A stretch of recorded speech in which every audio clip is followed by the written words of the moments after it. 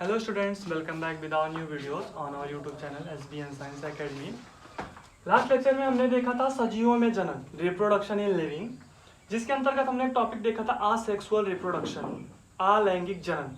आज हम देखेंगे उसके आगे का पार्ट सेक्सुअल रिप्रोडक्शन, जिसको हिंदी में बोलते हैं लैंगिक जनन। लैंगिक जनन, लैंगिक जनन में क्या क्या होता है देखते हैं। इसमें जो होता है नर व मादा की आवश्यकता होती है,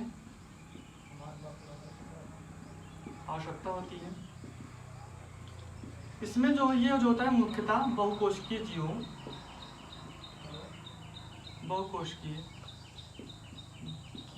जीवों तथा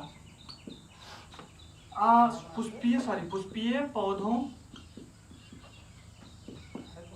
पौधों मेनली होते हैं। पुष्पीय पौधे जो होते हैं मेनली एंजियोस्पर्म,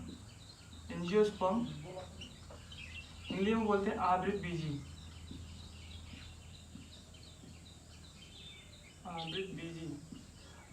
सब ये होता है। एंजियोस्पर्म जो होता है एक सब फाइलम होता है, जिसके में सिर्फ पुष्पीय पौधे ही रखे जाते हैं, इनमें पाया जाता है। और जो होता है इसमें नर युग्मक तथा मादा युग्मक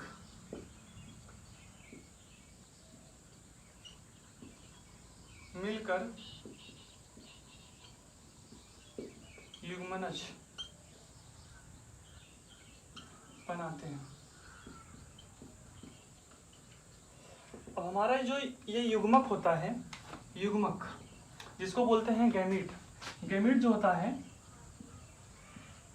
ये दो प्रकार के होते हैं। एक होता है आइसोगैमी और दूसरा होता है एनाइसोगैमी। जो आइसोगैमी होता है इसमें जो होता है जो मेल गैमीट होता है और जो फीमेल गैमीट होता है वो दोनों मॉर्फोलॉजिकली एंड फिजियोलॉजिकली दोनों सेम होते हैं। मॉर्फोलॉजिकली मतलब साइज में लीजिए आकार से संबंध होता है कि मतलब बाहर से देखने में कैसा लगता है, और फिजियोलॉजिकली मतलब एक्टिविटी में। तो मॉर्फोलॉजिकली और फिजियोलॉजिकली दोनों सेम होते हैं। जबकि एनाइसोगैमी में जो होता है जो मेल स्पर्म होता है वो छोटा होता है साइज में, और जो होता है अगर फिजियोलॉजिकली बात करें तो मोर एक्टिव होता है फीमेल गैमीट से। ये हो गया मेल गैमीट के बारे में। उसके बाद देख लीजिए ये होता है फीमेल गैमीट जो होता है। फीमेल गैमीट ये जो होता है साइज में तो बड़ा होता है, पर जो है और अगर फिजियोलॉजिकली बात करें तो लेस एक्टिव होता है। इसके बाद जो है आइए डिफिनीशन के हिसाब से देखते हैं। Sexual reproduction involves male and female gamete. एक मिनट डिफिनीशन समझाते हैं क्या कहता है।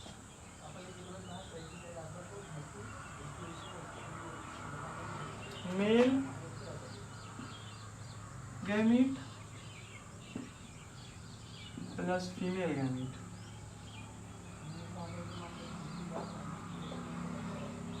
अगर हम ह्यूमन बीइंग में बात करें तो मेल गैमीट जो होता है वो क्या होता है, स्पर्म होता है। और फीमेल गैमीट क्या होता है, जो होता है ये ओवम होता है। इसको बोलते हैं शुक्राणु और इसको बोलते हैं अंडाणु। अब जो ये स्पर्म होता है ये बनता कहाँ है, अपने स्क्रोटम में बनता है। स्क्रोटम को हिंदी में बोलते हैं वृषण। अब बनता कैसे है, स्क्रोटम में जो होता है वो होता है मियोसिस के दौरान मियोसिस मतलब अर्धसूत्री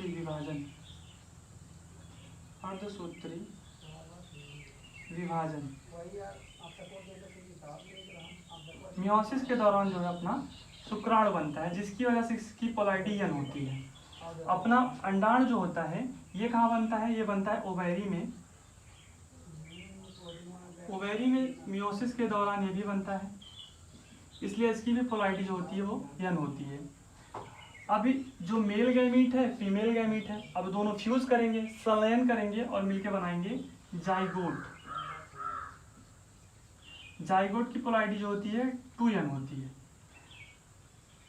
क्योंकि एक एन जो होता है अपने पेरेंट्स से आता है, 23 क्रोमोसोम पेरेंट्स से, और 23 क्रोमोसोम जो आते हैं वो मेल से आते हैं, और 23 क्रोमोसोम जो होते हैं वो फीमेल से आते हैं। टोटल मिला के हो जाता है 46 क्रोमोसोम, और जो कि पेयर में क्रोमोसोम हमेशा पेयर में होते हैं, जो कि अगर इसको पेयर में करेंगे तो 23 पेयर हो जाएगा, ये 23 पेयर क्रोमोसोम। अभी ये तो हो गया अपना ह्यूमन के रिस्पेक्ट में। अभी देखते हैं कि प्लांट के रिस्पेक्ट में क्या होता है, उनमें जो रिप्रोडक्टिव पार्ट होते हैं वो क्या क्या होते हैं। बाकी और इसके ह्यूमन के रिस्पेक्ट में भी और प्लांट के रिस्पेक्ट में भी अपने नेक्स्ट चैप्टर में बताया गया है डीपली। एक नया चैप्टर ही है आपका रिप्रोडक्शन इन ह्यूमन बीइंग, और फिर अगला चैप्टर है आपका रिप्रोडक्शन इन फ्लावरिंग प्लांट। इसके लिए हम डीपली में डिस्कस करेंगे अगले चैप्टर्स में। यहाँ पे खाली हम इनके रिप्रोडक्टिव पार्ट के बारे में देख लेते हैं। तो फ्लावर में होता है, एक होता है रिप्रोडक्टिव पार्ट होता है, एक होता है एक होता है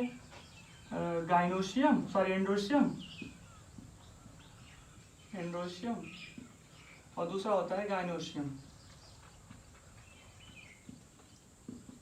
एंड्रोशियम क्या होता है? एंड्रोशियम में जान लेते हैं, एक मतलब जो एक पार्ट होता है, जैसे अपना बनता है ये स्पर्म अपने स्क्रोटम में बनता है, वैसे जहाँ ये एंड्रोशियम का जो एंड्रोशियम में पॉलन ग्रेन बनता होता है, पॉलन ग्रेन जो कि एंथर में बनता है, पॉलन ग्रेन को हिंदी में बोलते हैं परागकण। इसको बोलते हैं मेल रिप्रोडक्टिव पार्ट,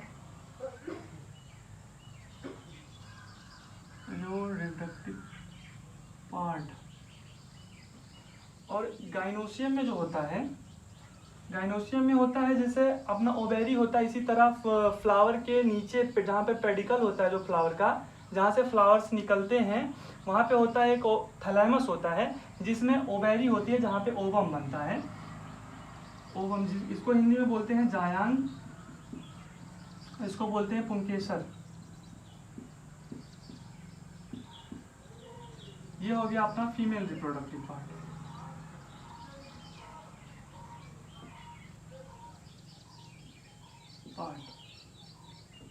अभी जो अपना एंड्रोशियम से जो पॉलन ग्रेन निकलता है, ये कितने टाइप के फ्लावर कितने टाइप के होते हैं आइए देखते हैं। मतलब इनका जो ट्रांसफर होता है किस टाइप में होता है। एक होता है ऑटोगैमी, एक होता है गाइटेनोगैमी,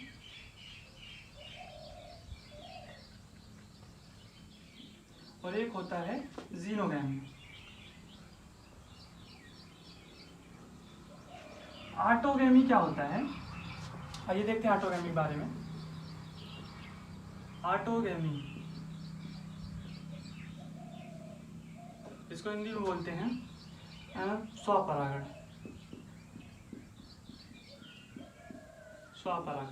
ऑटोगैमी होता है जैसे मान लीजिए एक फ्लावर ये है और एक फ्लावर ये है, खाली एक ही फ्लावर होता है, ऑटोगैमी में एक ही फ्लावर होता है।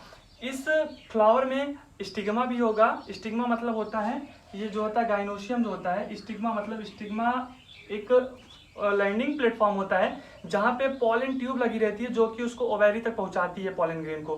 तो स्टिग्मा पे आके पॉलन ग्रेन गिरता है, लैंड होता है, फिर उसके बाद वो पॉलन ट्यूब के माध्यम से धीरे धीरे वो जो है थैलेमस तक पहुँचती है जहाँ पे ओवम होता है। तो एक ही फ्लावर में स्टिग्मा भी हो और एक ही फ्लावर में एंथर भी हो जहाँ से पॉलन ग्रेन निकलता है। तो ऐसे अगर उसमें पॉलिनेशन हो रहा है तो ऐसे पॉलिनेशन को बोलेंगे ऑटोगैमी, स्वपरागण। और दूसरा होता है गाइटेनोगैमी। गाइटेनोगैमी क्या होता है? गाइटेनोगैमी में मान लीजिए एक फ्लावर ये है और एक फ्लावर ये है। इस फ्लावर में होता है जो है अपना पॉलन ग्रेन और इस फ्लावर में है स्टिग्मा। तो इस फ्लावर के और दोनों जो है जेनेटिकली सेम होना चाहिए, मतलब जो प्लांट ये है वही प्लांट ये भी होना चाहिए। तो इस फ्लावर के एंथर से पॉलन ग्रेन निकल के इस फ्लावर के स्टिग्मा पर अगर आके लैंड होता है तो ऐसे पॉलिनेशन को हम बोलेंगे गाइटेनोगैमी। गाइटेनोगैमी जो होता है वो जेनेटिकली सेम प्लांट में होता है। और अगर देखें जीनोगैमी में, जीनोगैमी देखते हैं ये क्या होता है।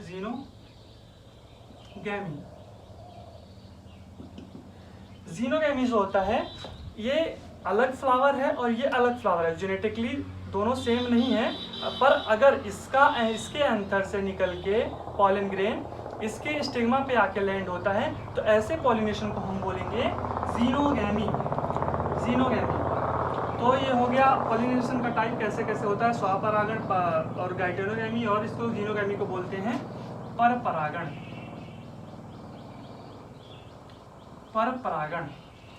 तो हमारा यहाँ पे जो है, आइए डिफिनीशन में आगे देखते हैं। Sexual reproduction involve mail and female gamete. अभी मेल गैमिट और फीमेल गैमिट के बारे में क्लियर हो गया। आइदर सेम इंडिविजुअल, एक टर्म लिखा है सेम इंडिविजुअल, आइए देखते हैं क्या इसका मतलब क्या है। सेम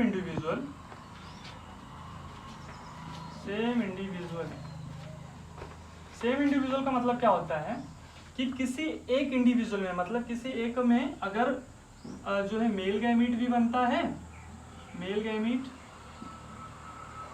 तथा फीमेल गैमीट भी बनता है, फीमेल गैमीट अगर दोनों एक ही इंडिविजुअल में बनता है तो ऐसे को बोलते हैं मोनोइशियस,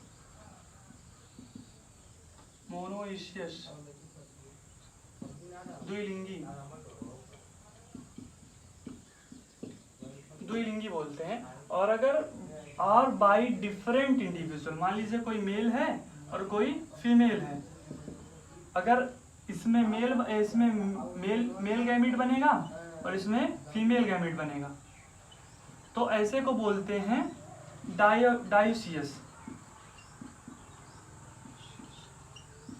एक लिंगी। दोनों अलग अलग बनते हैं तो इसे को डाइसियस बोलते हैं। ऑफ द अपोजिट सेक्स, एक मेल है तो एक फीमेल है। तो डिफिनीशन के हिसाब से आपको क्लियर हुआ होगा। Sexual reproduction involves male and female gamete either the same individual और by the different individual of the opposite sex. अभी जब दोनों गैमीट मिलते हैं तो संलयित होते हैं आपस में और इस संलयन होने की प्रोसेस को हम बोलते हैं फर्टिलाइजेशन, निषेचन, जिसके बारे में आगे दिया गया है। तो अभी निषेचन और एक बात और जान लेते हैं। पॉलन ग्रेन जो होता है ये संख्या में बहुत ज़्यादा रिलीज होता है, क्योंकि यहाँ पे चांस की बात होती है। जैसा अपन ह्यूमन बीइंग में भी देख लेते हैं कि अपने ह्यूमन में जो है तो स्पर्म जो होता है वो कई मिलियंस, 2 या 3 मिलियन स्पर्म एक बार में रिलीज होते हैं, जो कि चांस की बात होती है। और जो ओवम को जो पेनिट्रेट करता है उसको भेद कर उसके अंदर जाता है, जो खाली एक स्पर्म जाता है, तो चांस की बात होती है। तो पॉलन ग्रेन हमेशा जो है संख्या में काफ़ी ज़्यादा रिलीज होता है। जैसा कि अपना ये बैम्बू स्पीसीज होता है, इसमें खाली इसकी पूरी लाइफ टाइम में खाली एक बार जो है फ्लावरिंग होता है, और जब फ्लावरिंग होता है तो पूरी तरह से खत्म हो जाता है। उसके बाद जब फ्लावर डेवलप होता है तो बात की बात होती है कि वापस से फिर से बैम्बू स्पीसीज बनता है, नया बांस का पौधा बनता है। फिर उसके बाद एक अपना होता है नीला कुरंजी करके होता है, उसमें 12 साल में शायद एक बार फ्लावरिंग होती है। लास्ट टाइम 2018 में हुआ था, उसके लास्ट टाइम 2006 में हुआ था। तो पॉलन ग्रेन जो होता है हमेशा संख्या में ज़्यादा रिलीज होता है। और किसी भी प्लांट की या किसी भी ह्यूमन बीइंग की या किसी भी सजीव की कह सकते हैं, कुछ अवस्थाएं होती हैं जिनमें उसका पर्टिकुलर जो है वर्क होता है। तो जैसे कि देख लेते हैं, आइए ह्यूमन बीइंग में देख लेते हैं। एक होता है जुवेनाइल फेज, और प्लांट में इसको बोलते हैं वेजिटेटिव फेज।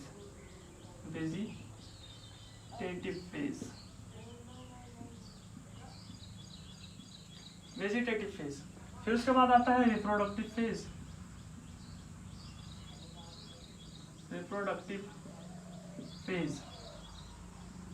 फिर उसके बाद होता है जो है अपना एजिंग। इसके बाद हो जाती है डेथ।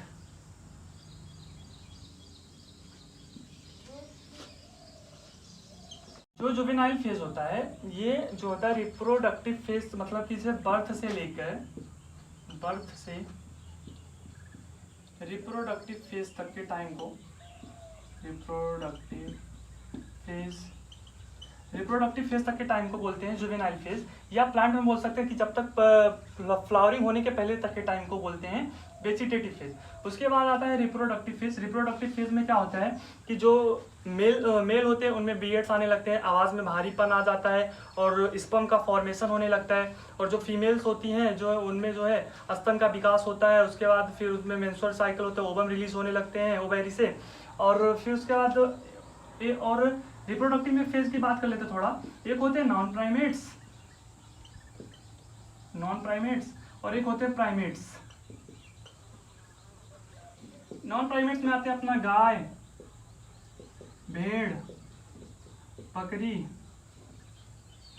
और फिर टाइगर। इन सब में क्या होता है, इन सब में चलती है ओएस्ट्रस साइकिल चलती है। और फिर प्राइमेट्स की बात करते हैं, जैसे हो गया मंकी, एप्स और ह्यूमन बीइंग भी इसी में आता है। इन सब में क्या चलता है, मेंस्ट्रुअल साइकिल। मेंस्ट्रुअल साइकिल के बारे में हम रिप्रोडक्शन इन ह्यूमन के वाले चैप्टर में मेंस्ट्रुअल साइकिल के बारे में हम अच्छे से पढ़ेंगे। उसके बाद आता है एजिंग। एजिंग में क्या होता है, रिप्रोडक्टिव फेज का जो एबिलिटी होती है, जैसे कि हमारा जो स्पर्म का काउंट होता है वो काफ़ी कम हो जाता है और जो फीमेल्स होती हैं उनका उनमें मेंस्ट्रुअल साइकिल खत्म हो जाता है, आना बंद हो जाता है। फिर उसके बाद एजिंग के बाद आती है डेथ। और फाइनली कोई भी इंडिविजुअल होता है अपने एक सर्टेन ग्रोथ को प्राप्त करके हर किसी का एक लाइफ स्पैन होता है, जैसा कि हमने पहले लेक्चर में बताया था कि उसके जीवन जन्म से लेके मृत्यु तक के, नेचुरल मृत्यु तक के टाइम को बोलते हैं जीवन काल। तो अपने वो जीवन काल को कंप्लीट करता है और फाइनली डेथ हो जाती है। तो जो रिप्रोडक्टिव फेज होता है इसमें कई पार्ट होते हैं। रिप्रोडक्टिव फेज के तीन पार्ट होते हैं। एक होता है प्री फर्टिलाइजेशन,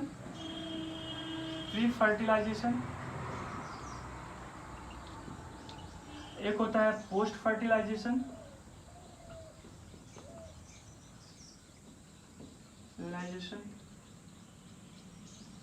और एक होता है फर्टिलाइजेशन।